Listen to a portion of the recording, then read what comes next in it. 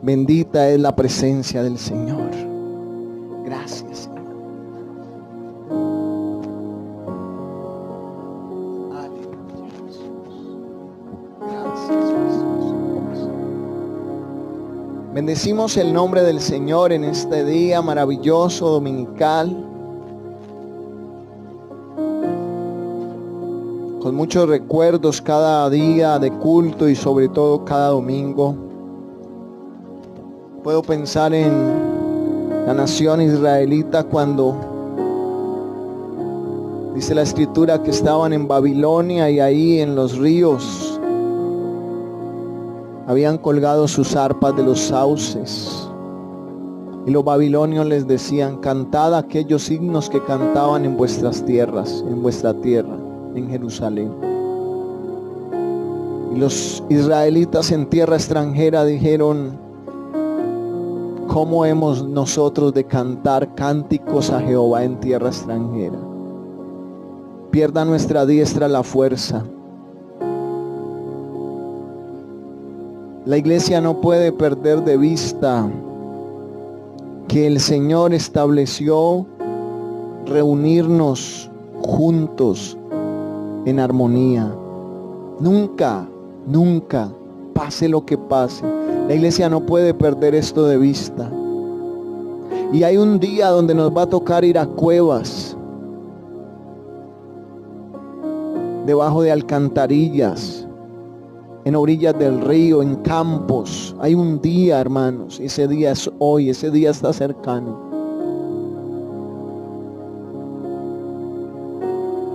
Ese día está cercano donde la iglesia va a tener que reunirse en lugares escondidos, y ahí llegarán las autoridades y muchos seremos encarcelados. Pero la iglesia no puede perder de vista la importancia de estar juntos. Escúcheme, todo lo que Dios estableció, el diablo lo quiere dañar. Y esto que estamos pasando en estos días, vendrán cosas peores para la humanidad y para la iglesia. Pero no es mi tema hoy. Ese no es mi tema de hoy. Solo lo menciono para que usted se prepare. Y lo mencioné porque dije que hay muchos recuerdos de cuando estábamos con tanta libertad de reunirnos. Y en mi caso personal no tengo ningún lamento, porque siempre he tratado desde que soy oveja y no era pastor, siempre he tratado de que mi corazón esté con todo en cuanto a congregarme, con todo en cuanto a la búsqueda del Señor. No me lamento estos 21 años, solo una vez me perdí un culto por quedarme jugando parqués. Pero de resto he estado ahí firme, ayunos, vigilias, congresos, todo lo del Señor ha sido un deleite para mí. Yo pienso en aquellos que le sacaron el cuerpo al Señor todos estos años y se perdieron de vigilias, de ayunos, de congresos por pereza, por negligencia. Y ahora, ¿cómo estarán? Queriendo aquello que despreciaron. Bueno, no es mi tema, no me hagan ir por allá. Quiero introducir el tema de hoy. El Señor ha venido hablando a mi corazón por algo que he visto en la iglesia que yo pastoreo. La iglesia que yo pastoreo con mi esposa, con mi familia. Siempre digo que en la iglesia trabajamos 2 por el precio de 1, pero ahora estamos trabajando 4 por el precio de 1. Trabajamos mi esposa, mis hijos y mi persona en el ministerio. Y esta iglesia que nosotros pastoreamos, sobre todo en este tiempo en el cual no estamos reuniéndonos abiertamente en un lugar, he notado algo que quiero destacar en esta predicación. La predicación es con respecto a destacar esta cualidad de la iglesia, al menos de la que yo pastoreo. Y sé que algunos consiervos de pronto van a escuchar este mensaje y de pronto les va a animar ponérselo a sus iglesias. Y si hay una iglesia, otra iglesia aparte de la que yo pastoreo, que va a escuchar este sermón, este mensaje, les animo a tomar ejemplo en el buen sentido de la palabra y con toda humildad de la iglesia que yo pastoreo, en lo que yo observo de la iglesia que yo pastoreo con mi familia. Y quiero preguntar a manera de introducción, ¿cuánto cree usted que gana? Si quiere escribirme por ahí José Miguel me va diciendo si alguien escribe. ¿Cuánto gana mensualmente un albañil? Un albañil, ¿cuánto gana mensualmente? Un ingeniero, un albañil, si aquí hay algunos de los que están aquí presentes, si puede decir y sabe cuánto gana un albañil. Un lapicerito, por favor. Un albañil, ¿cuánto gana? ¿Cuánto gana un albañil? Si me ponen por ahí o aquí hay alguien que me pueda colar. Mensualmente. Un ingeniero civil, ¿cuánto gana? Si hay alguien que pueda escribir o de los que están aquí saben. Un médico, ¿cuánto gana mensualmente? ¿Cuánto gana una empleada de servicio doméstico? Si alguien sabe, nadie sabe nada, bueno. Un abogado, ¿cuánto gana un abogado? Si han puesto, José, ahí alguien me dice la cifra para ir, nadie ha puesto nada, es para que participen, no me abandonen. Si hay aquí alguien que sabe cuánto gana alguna de estas profesiones o oficios, albañil, ingeniero, médico, empleada del servicio doméstico, abogado. ¿Nadie? ¿Nadie? 1.500.000 un albañil, me dicen por acá, 1.500.000. Un ingeniero civil, ¿cuánto podrá ganar mensual? Por 5 o 6 millones.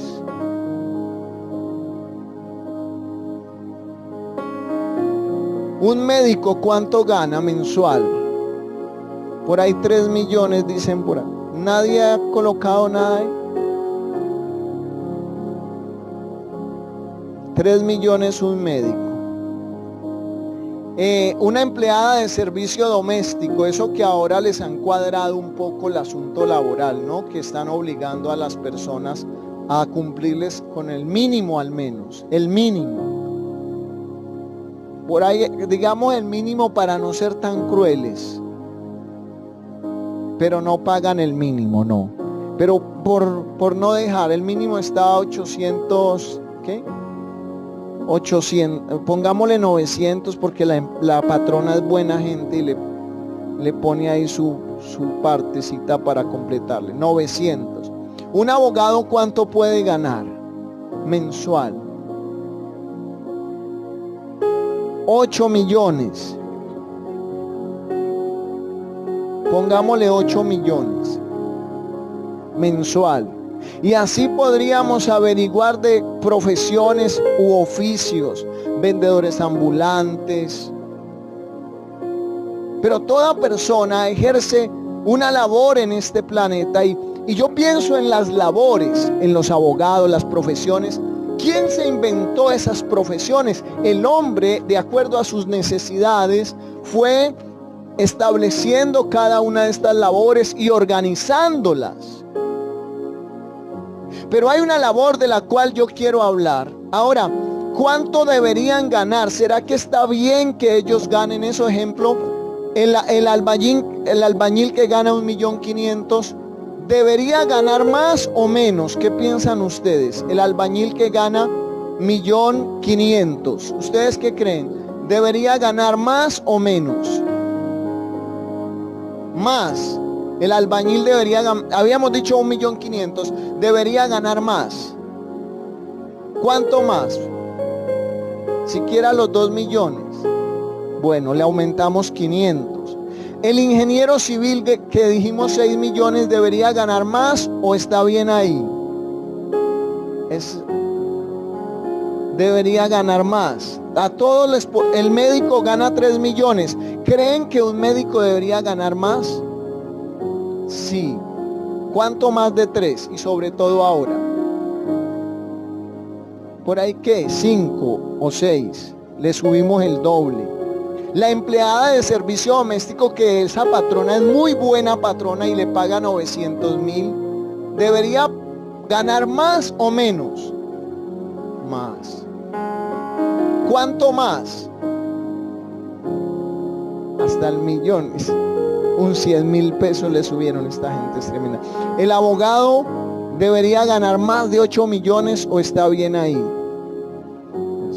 Para mí está bien, los abogados como que les dan duro en la cabeza. Ahora yo les pregunto, ¿cuánto gana un pastor? Esa es una pregunta que la iglesia quisiera resolver, ¿cierto? ¿Cuánto gana un pastor? ¿Cuánto creen ustedes que gana un pastor? Que coloquen ahí. ¿Cuánto creen ustedes que gana su pastor? Y una de las cosas que la ética no permite es preguntar el salario de las personas, preguntar la edad y preguntar otra cosa y no me acuerdo qué es.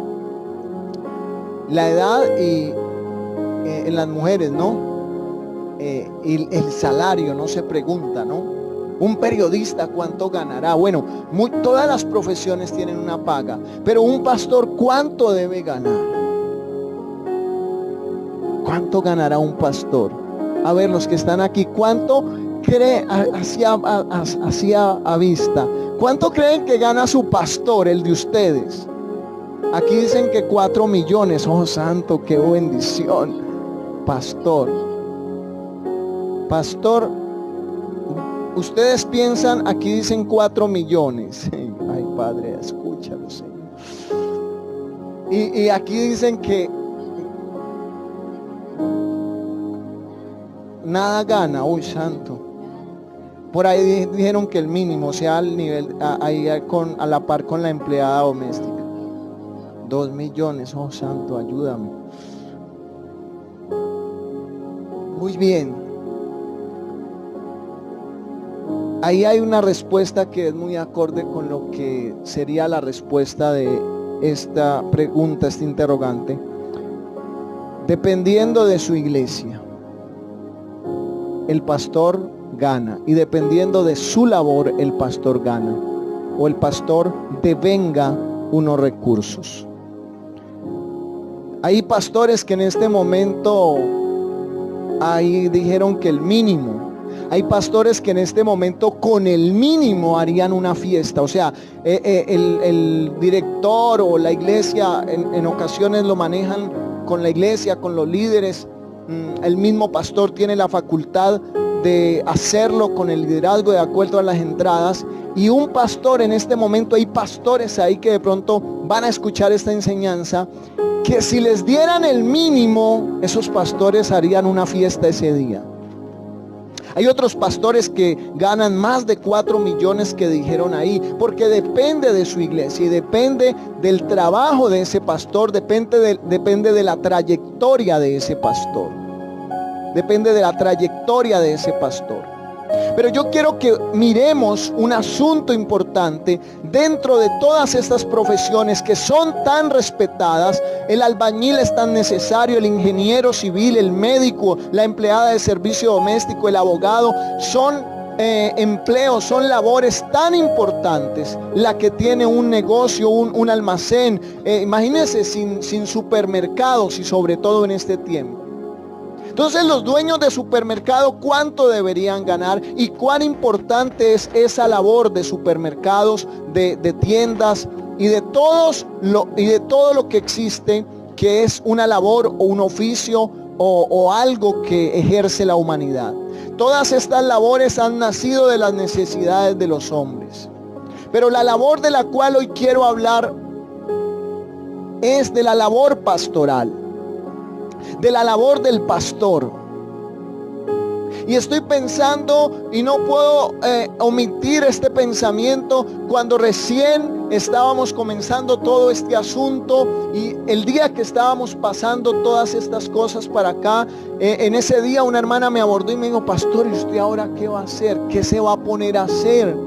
Y yo, soy pastor, hermana. Sí, pero ¿usted qué va a hacer para alimentar a su familia? La hermana con mucha preocupación. ¿Usted ahora qué va a hacer, hermana? Yo voy a ser pastor, voy a seguir siendo pastor. Sí, pastor, pero para darle comida a sus hijos, voy a ser pastor.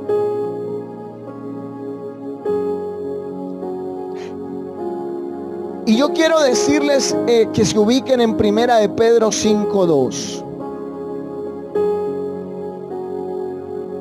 Primera de Pedro 5:2.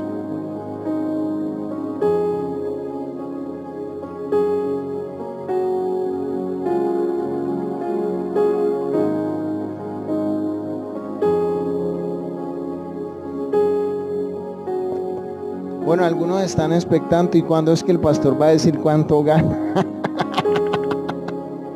Los voy a dejar con él, con la curiosidad. 5:2, desde el 1. Ruego a los ancianos que están entre vosotros, yo anciano también con ellos, y testigo de los padecimientos de Cristo, que soy también participante de la gracia, de la gloria que será revelada. 2. Apacentad la grey de Dios que está entre vosotros, cuidando de ella, no por fuerza, sino voluntariamente, no por ganancia deshonesta, sino con ánimo pronto, no como teniendo señorío sobre los que están a vuestro cuidado, sino siendo ejemplos de la grey. Y cuando aparezca el príncipe de los pastores, vosotros recibiréis la corona incorruptible de gloria. El versículo 2 dice: apacentad la grey de Dios que está entre vosotros. ¿Quién es la grey? La grey es la iglesia. Ustedes son la grey. Y el apóstol Pedro hace un llamado a los pastores que dice apacentad. Apacentar tiene que ver con cuidar. Apacentar tiene que ver con cuidar, con proteger. Y yo no sé qué tan efectivo haya sido yo como pastor juntamente con mi esposa y mis hijos en este asunto de apacentarles. Obvio, yo sé que hay muchas falencias, muchas cosas por mejorar, pero eso es lo que nosotros los pastores estamos llamados a hacer, a cuidar, a proteger, a apacentar la grey, la iglesia de Dios que está entre vosotros, cuidando de ella. Mire, ¿qué es lo que Dios nos llamó a hacer? A cuidar de la iglesia, número 1. Y hay gente que no le gusta que la cuiden. Cada día es más difícil pastorear. A mí me parece que es más duro pastorear ahora que hace 17, 18 años que empecé. Yo empecé siendo soltero y era pastor de jóvenes. Y tenía 80 jóvenes a mi cargo en la iglesia donde conocimos al Señor. Luego me casé y la carga ya fue más suave porque éramos 2. Pero en ese tiempo pastorear jóvenes era duro, pero ahora pastorear es más difícil. Antiguamente la gente cuestionaba menos la labor pastoral, pero ahora la cuestiona más. Y en este asunto de cuidar la grey, cuidando de ella, la gente no quiere que le cuiden. El esposo le dice a la esposa: cuidadito con decirle al pastor. Hermano, esa es la labor. Y yo he escuchado gente que me ha confrontado y me dice: pastor, es que usted se mete en todo. Usted es un metido. Si Proverbios dice que nosotros los pastores debemos conocer el estado de nuestras ovejas, conoce, dice Proverbios, conoce el estado de tus ovejas. Pero hoy día, cuidar de ella, protegerlo. Uno a un adolescente, recuerdo una pareja de adolescentes que eran novios. Ella tenía 14, él tenía 14, ella tenía 13 años. Y yo los llamé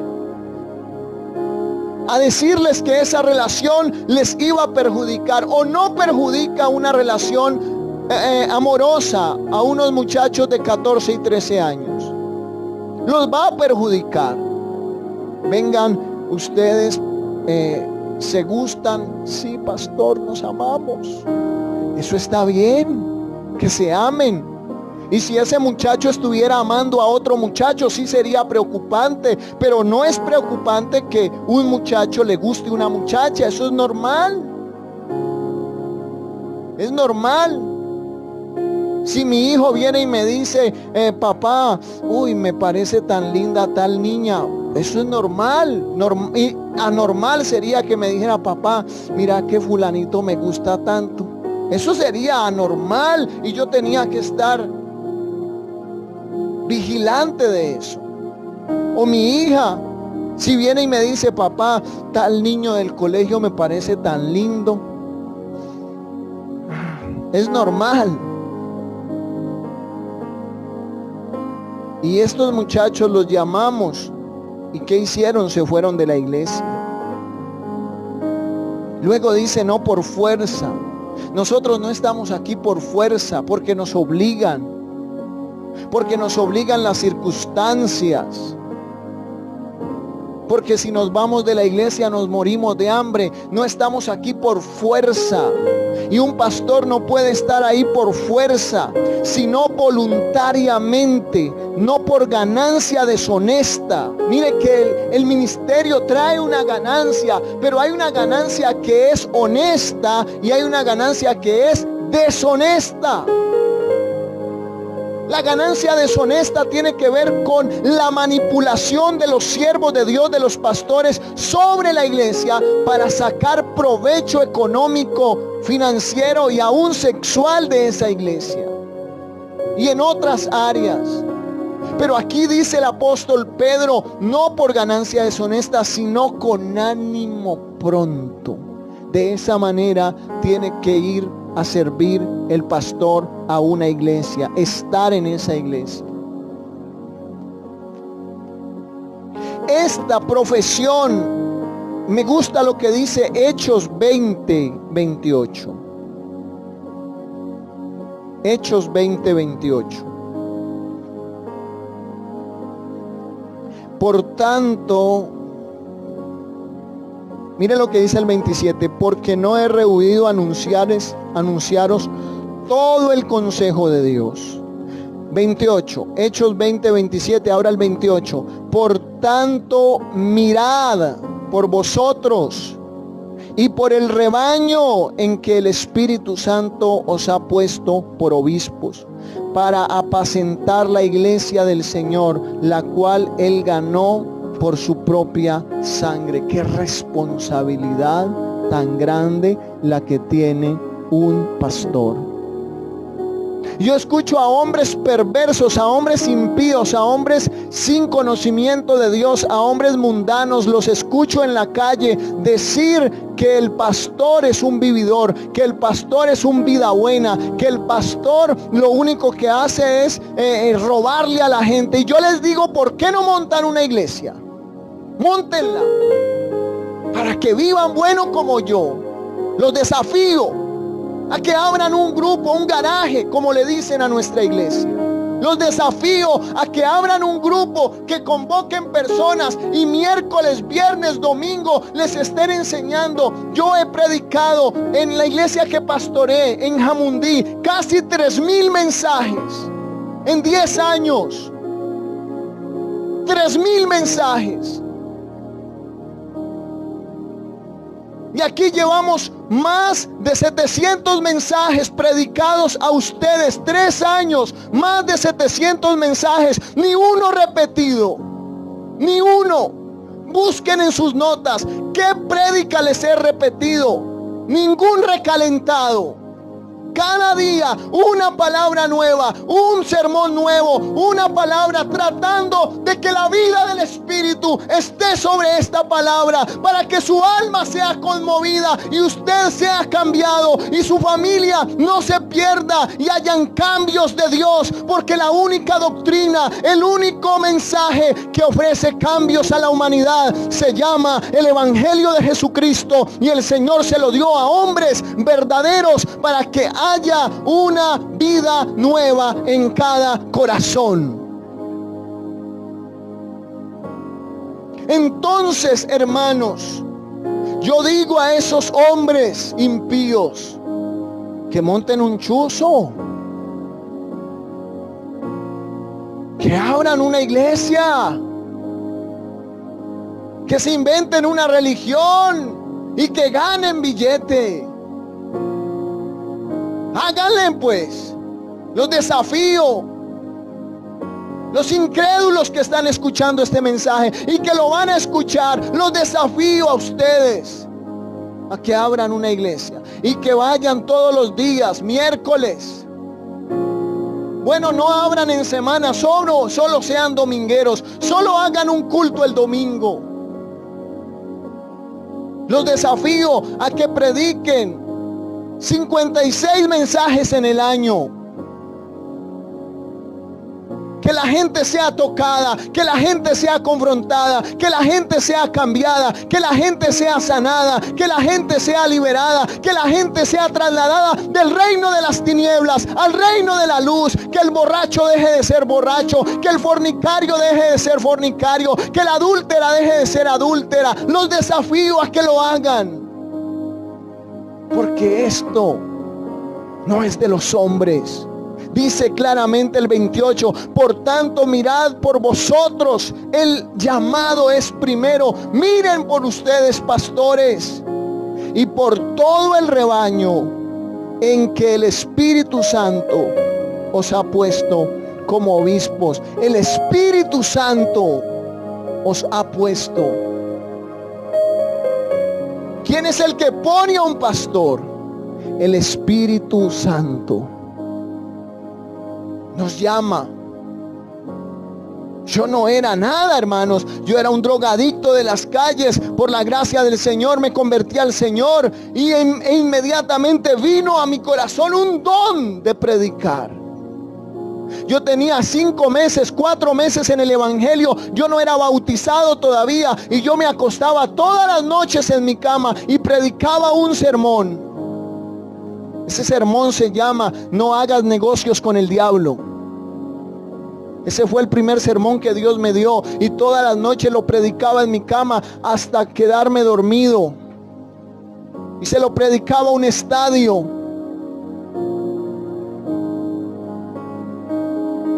Luego el Señor permitió que me bautizara. Me llamaron al ministerio, no al pastorado. Yo era técnico en sistemas y me llamaron porque la secretaria de la iglesia se había tenido que ir de la iglesia y había quedado la vacante de secretario, y yo fui el secretario de la iglesia y luego fui el tesorero, o primero tesorero y luego secretario.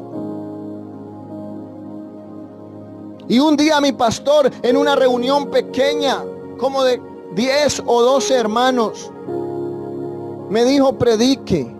Y yo prediqué un mensaje que está en Jeremías, que dice el secreto de Dios. Si ellos hubieran estado en mi secreto. Ese fue el primer mensaje que yo prediqué ahí. Cuando yo termino a las 4 de la tarde, era miércoles, había culto en la noche, mi pastor me dice, esos son los mensajes que a uno le gustaría que toda la iglesia estuviera. Y yo le digo, ahí tengo otro. Yo he sido atrevido y arrojado. Y él me dijo, entonces predique ahora, o sea, a las 4, que predique a las 7. Y yo más contento. Me fui a la casa, me bañé, me cambié, regresé y prediqué ese miércoles. Y a partir de allí me dieron todos los miércoles y en ocasiones los domingos. Eso fue hace 17 años, 18 años. Y desde entonces el Señor me ha dado la gracia de ir a su palabra y encontrar el secreto de Dios para la iglesia. Eso es un don de Dios. Eso no es de los hombres. Y yo no sé qué otra iglesia va a llegar a escuchar este sermón, pero yo le digo a usted, iglesia, gócese, porque tiene un hombre que va y esculca la palabra y oye la voz de Dios y escucha los secretos del Padre por el Espíritu Santo y se los trae a usted para que usted sea edificado. Gócese.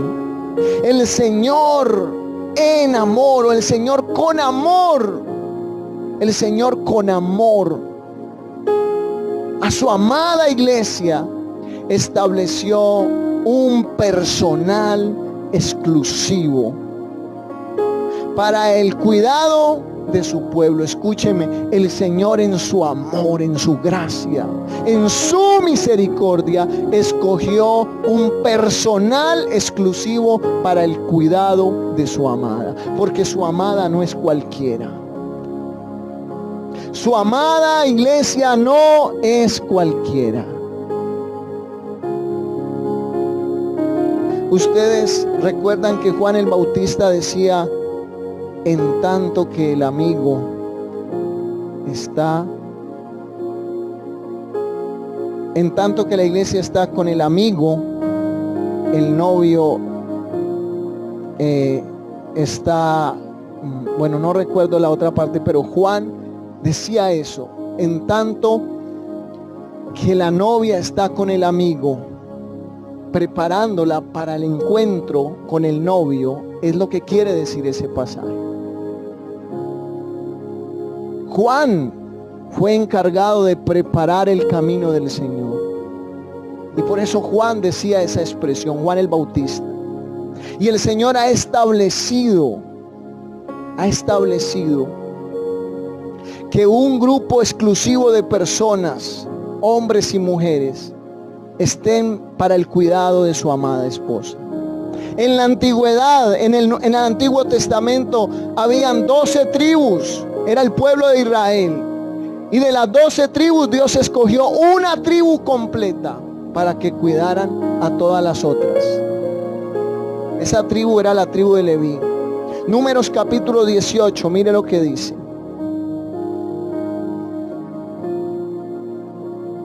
Números capítulo 18.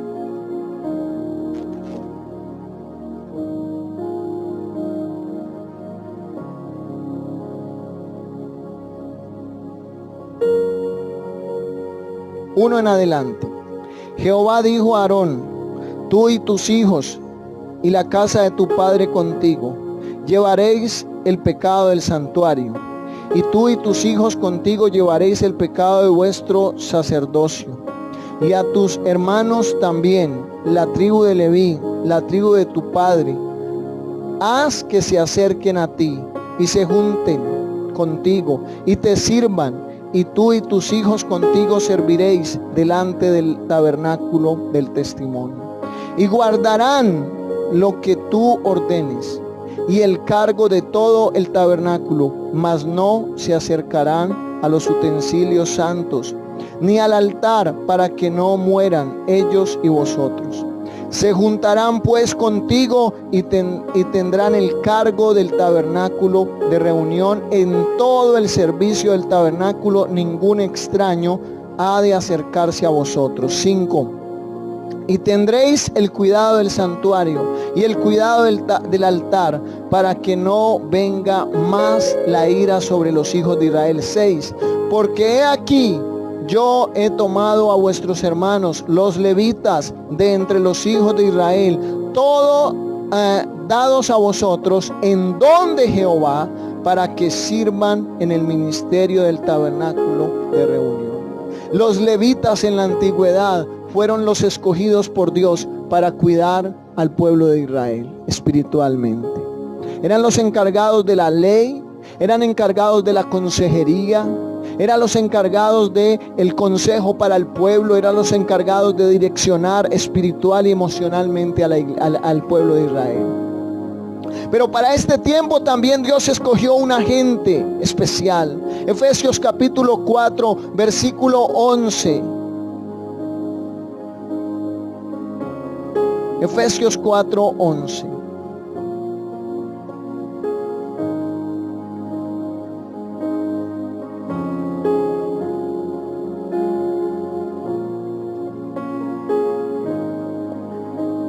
Y él mismo, hablando de Cristo, constituyó a unos apóstoles, a otros profetas, a otros evangelistas, a otros pastores y maestros, a fin de perfeccionar a los santos para la obra del ministerio, para la edificación del cuerpo de Cristo.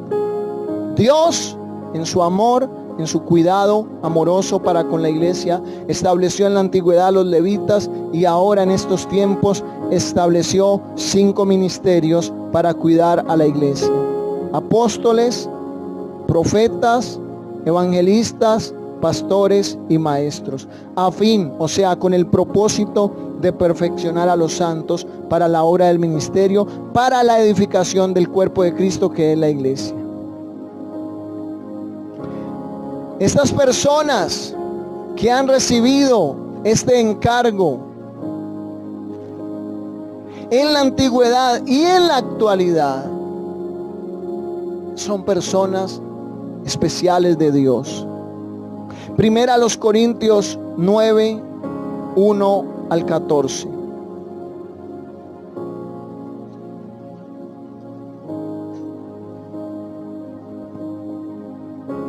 Estas personas tienen que tener ese encargo.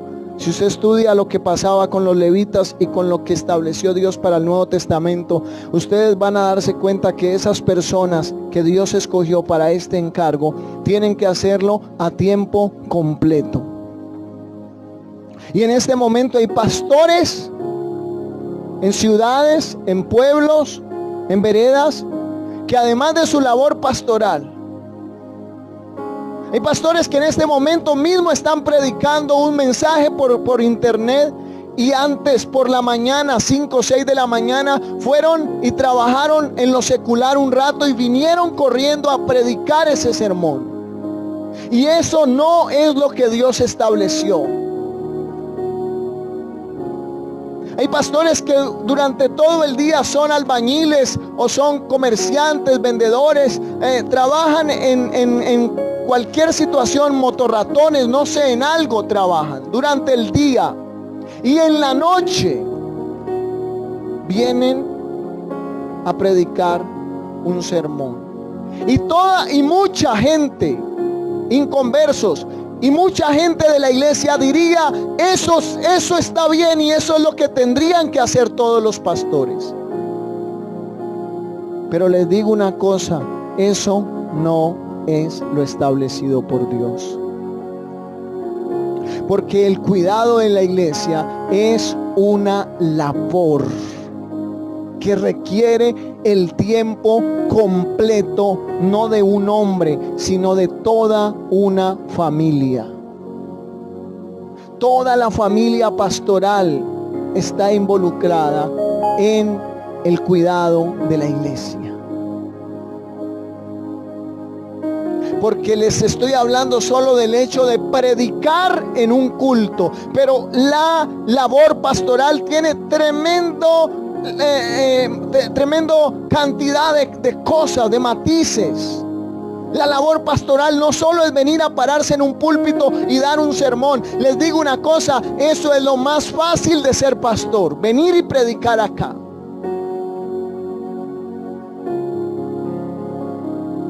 Pero hay muchas cosas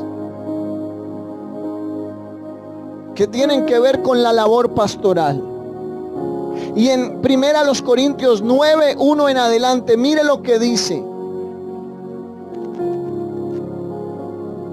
El 3 dice, desde el 3, contra los que me acusan, esta es mi defensa. Contra los que me acusan de vividor, esta es mi defensa, dice Pablo, no yo. Contra los que me acusan, esta es mi defensa. ¿Acaso no tenemos derecho de comer y beber?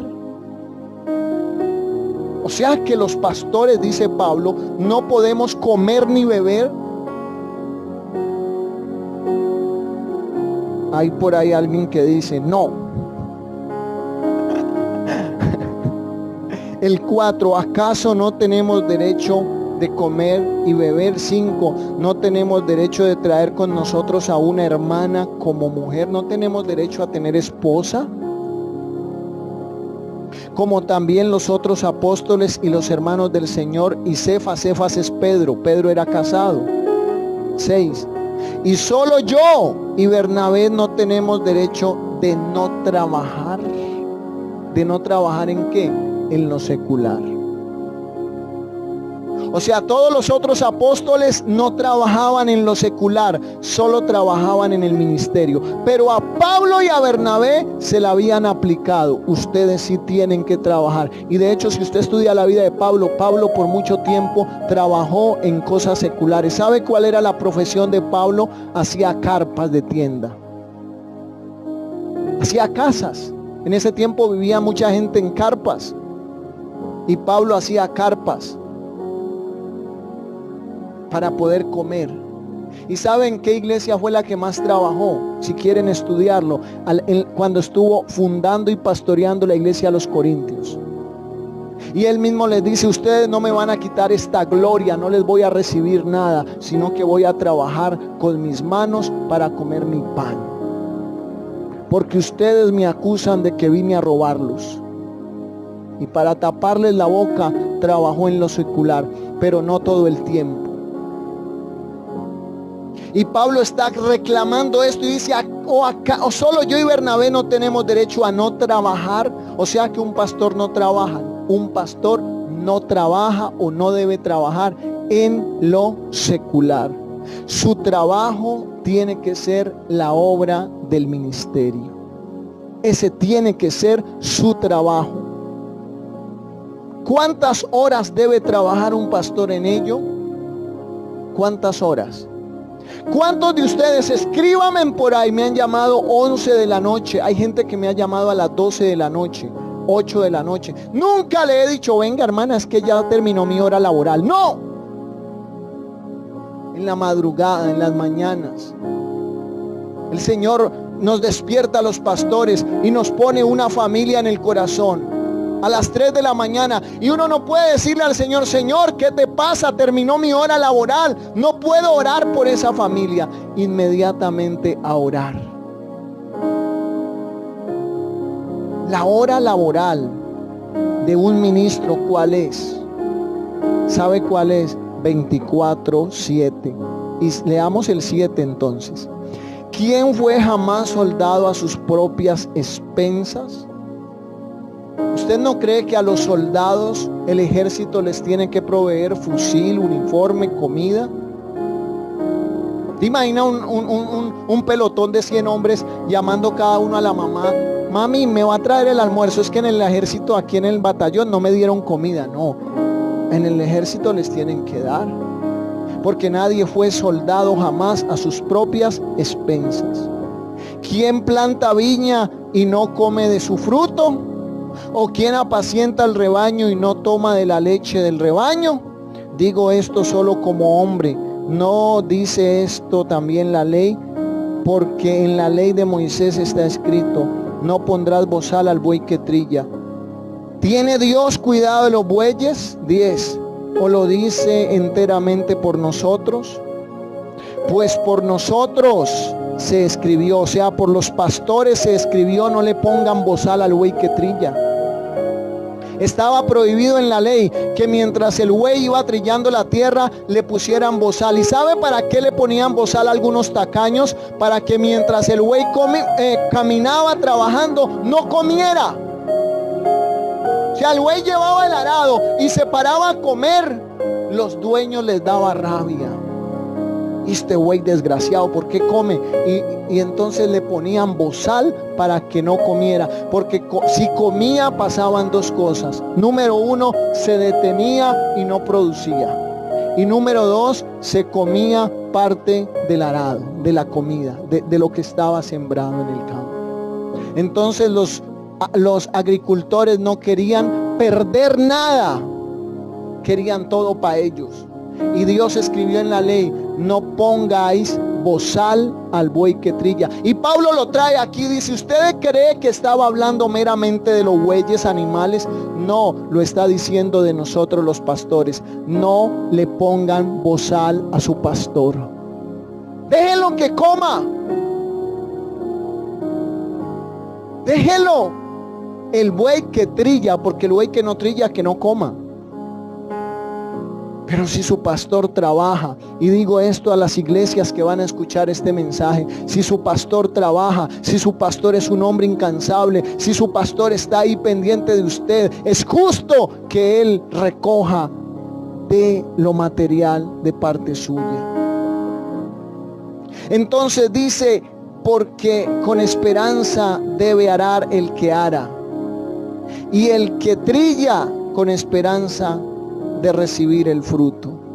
Si nosotros sembramos entre vosotros lo espiritual, ¿es gran cosa si segáremos de vosotros lo material? Si otros participan de este derecho sobre vosotros, ¿cuánto más nosotros? Pero no hemos usado de este derecho, sino que lo soportamos todo. Dice Pablo, ahí es donde le dice a los corintios, nosotros de ustedes no vamos a participar de este derecho. Dice el 12, si otros participan de este derecho sobre vosotros, ¿cuánto más nosotros? Pero no hemos usado de este derecho, sino que lo soportamos todo, por no poner ningún obstáculo al evangelio de Cristo. ¿No sabéis que los que trabajan en las cosas sagradas comen del tabernáculo, y que los que sirven en el altar, del altar participan? 14, así también ordenó el Señor a los que anuncian el evangelio, que vivan del evangelio. Aquí llegué al salario de un pastor. ¿Cuánto gana un pastor? Este es el versículo que lo define. Así también ordenó el Señor a los que anuncian el evangelio, que vivan del evangelio. ¿Cuál es el salario de un pastor? Lo digno para que ese pastor viva, que sus hijos estudien, que su esposa tenga comida, ropa, sus hijos, que él tenga donde vivir, sea propio o alquilado, pero que él tenga donde vivir, que tenga en qué transportarse para hacer la misma obra del Señor, que tenga zapatos, ropa digna para representar al más grande de los grandes, al Rey de reyes y Señor de señores. Eso ordenó el Señor, que el que predica el evangelio viva del evangelio. Ahora, por cuestiones legales y de cotizaciones de asuntos, el pastor tiene que establecerle un salario. Pero lo que hace la Biblia es ir en contra del asalariado como pastor, de que el pastor no sea un asalariado. Pero por cuestiones legales el pastor le han fijado un salario. Pero realmente 9:14 define el salario de un pastor: que el pastor viva del evangelio. Voy terminando. 2 Corintios 8, 1 al 5. ¿Se acuerdan que cuando un pastor diga que va a terminar no deben creerle? No le crean, falta como media hora todavía. 2 Corintios 8, 1 en adelante. Asimismo, hermanos, os hacemos saber la gracia de Dios que se ha dado a las iglesias de Macedonia. Dar para Pablo era una gracia. 2, que en grande prueba de tribulación, la abundancia de su gozo y su profunda pobreza abundaron en riquezas de su generosidad. Pues doy testimonio de que con agrado han dado conforme a sus fuerzas, y aún más allá de sus fuerzas, pidiéndonos con muchos ruegos que les concediésemos el privilegio de participar en este servicio para los santos. Y no como lo esperábamos, sino que asimismo se dieron primeramente al Señor y luego a nosotros por la voluntad de Dios. 6.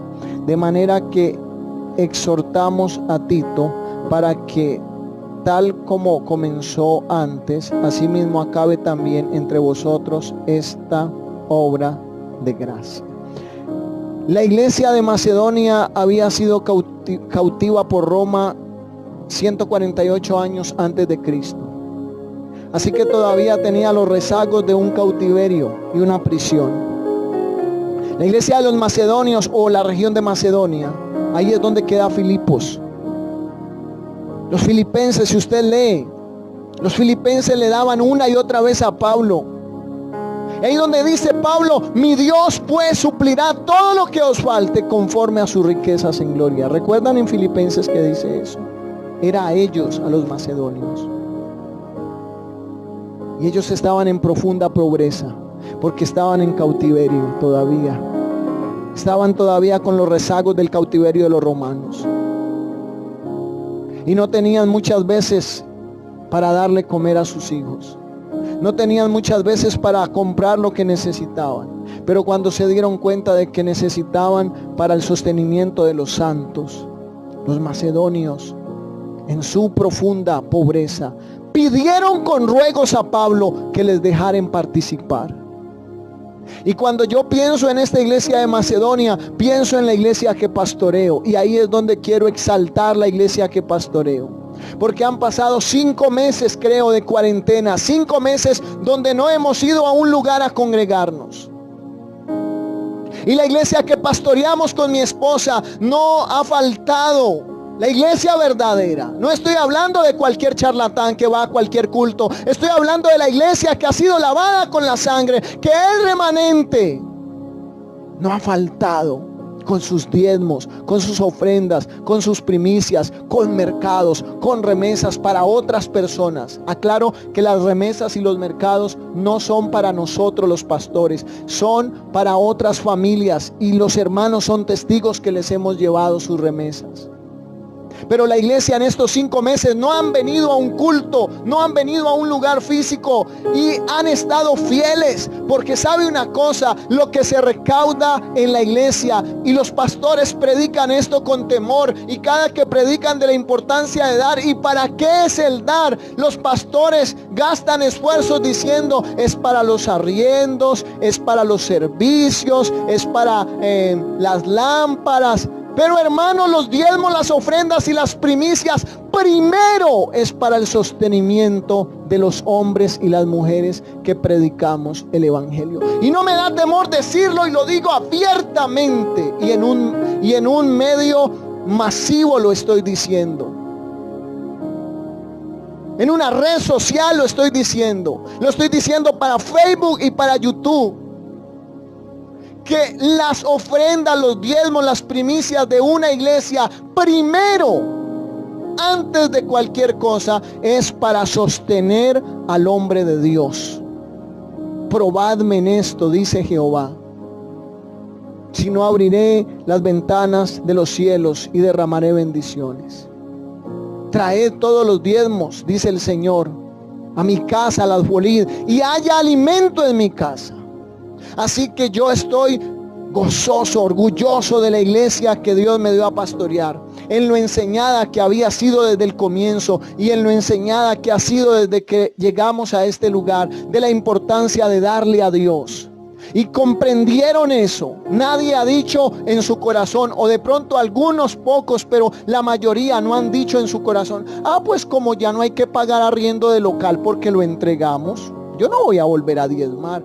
Hermanos, hay pastores que en este momento literalmente están pasando hambre, porque sus iglesias los abandonaron, porque sus iglesias no diezmaron más. Pero yo alabo a Dios porque nuestra congregación ha tenido de parte del Espíritu Santo esta gracia de seguir dando. Aunque no estamos en un lugar físico, en un local, pero siguen valorando nuestro trabajo, siguen dando primicias, siguen dando ofrendas, y yo les felicito públicamente. Y yo les digo que me siento orgulloso de ser su pastor. Mi esposa también dice lo mismo, amén. Y estamos gratamente sorprendidos de su comportamiento. Llevamos la mitad del proceso. Escúcheme, más o menos nos quedan 5 meses de esto.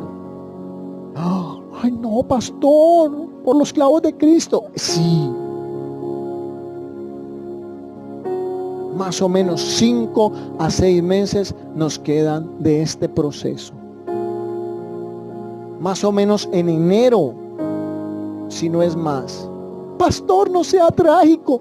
Eso es lo que está programado. Eso ya está programado, hermanos. Porque aunque salga la vacuna, no vamos a ir corriendo a ponérnosla. No espera que otros se la pongan a ver si quedan chonetos. O no, yo espero que unos se la pongan. Primero son los médicos, luego las enfermeras, y así a ver si quedan chonetos, y después de unos 4 o 5 meses ya uno mira cuántos chonetos hay, y si no hay tanta gente choneta uno se la pone. Pero eso, ay, yo póngamela. No, yo no, por lo menos yo espero. ¿No acuerdan la vacuna del papiloma que dejó un poco de niñas mal, chonetas?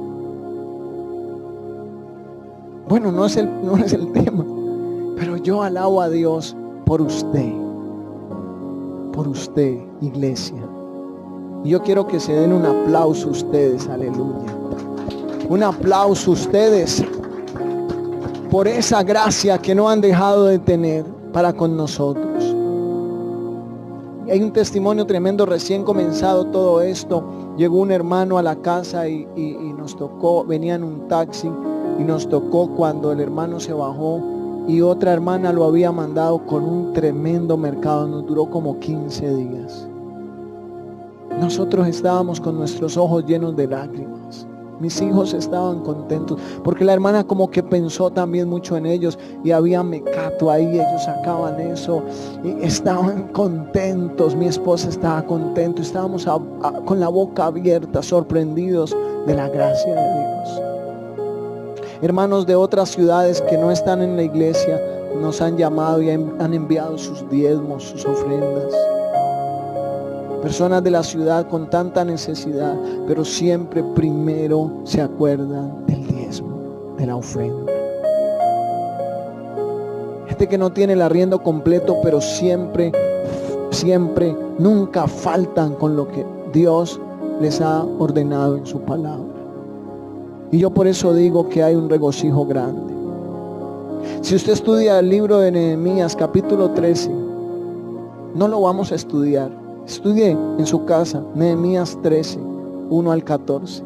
Es el tiempo donde Babilonia había conquistado Jerusalén, y por 70 años había estado la nación cautiva, y habían empezado el proceso de reconstrucción del templo.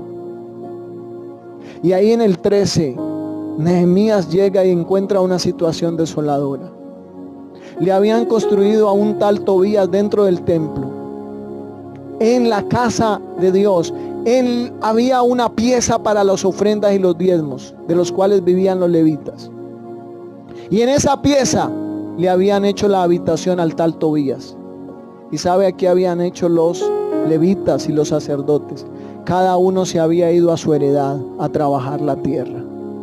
Y cuando Nehemías encuentra esta situación y pregunta por los sacerdotes y los levitas, le dijeron: ellos están trabajando en la tierra. Nehemías se enardeció y sacó al tal Tobías casi del pelo, casi de las greñas lo saca, y le echó los corotos afuera. Le echó los corotos afuera. Le arrancó los pelos. Lean y verá. Y le echó los corotos afuera, desocupó la pieza de los diezmos, ofrendas y primicias. Lean, había una pieza grande, y ahí almacenaban los diezmos para mantener a toda una tribu. Pero esa tribu se había ido a su heredad, al campo, a trabajar, a recoger ajos, cebollas, a coger café. Hay pastores que están cogiendo café ahora mismo. Pastores que se tuvieron que ir al campo a trabajar porque sus iglesias no lo sostuvieron más.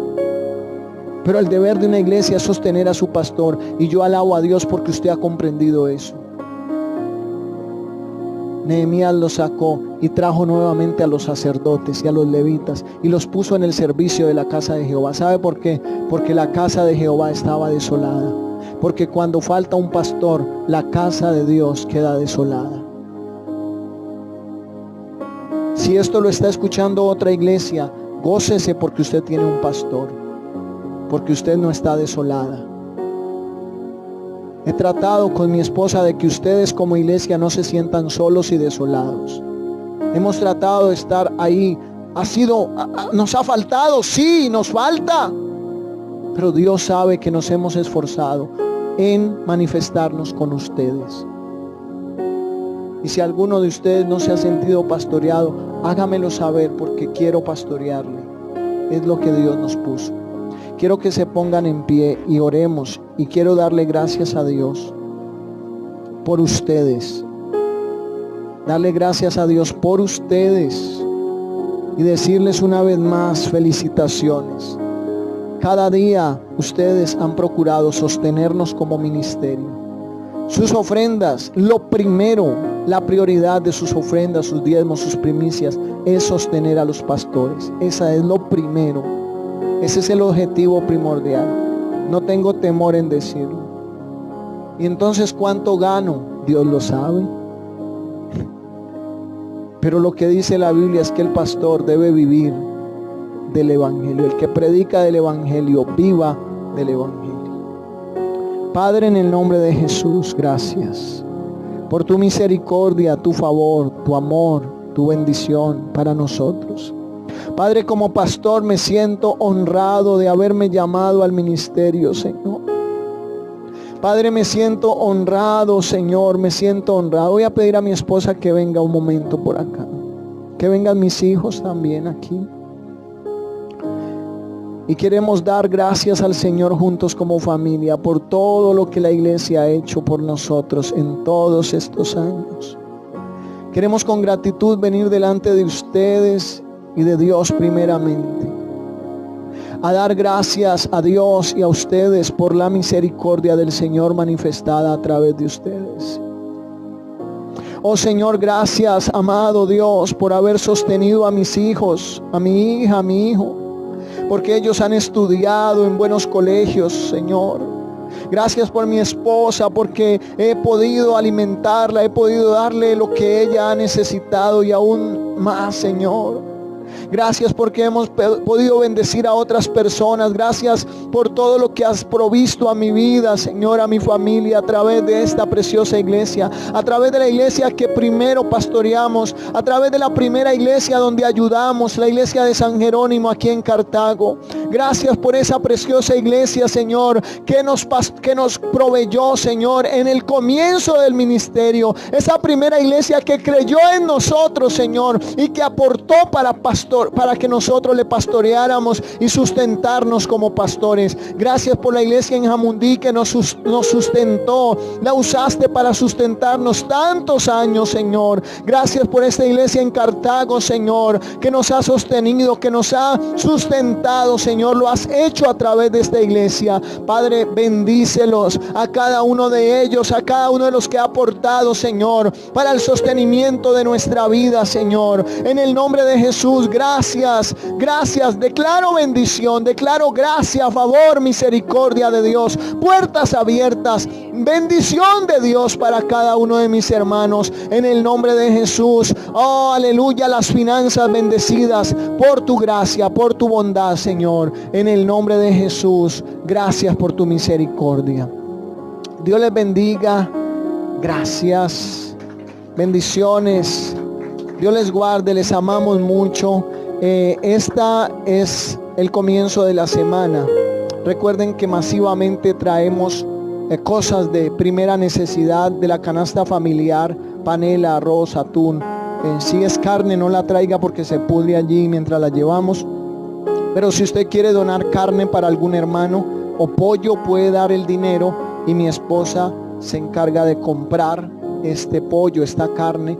Huevos, pueden traer muchas cosas de la canasta familiar. Siempre que hayan mercado, acuérdense de los hermanos que no tienen y aparten algo y traigamos todos.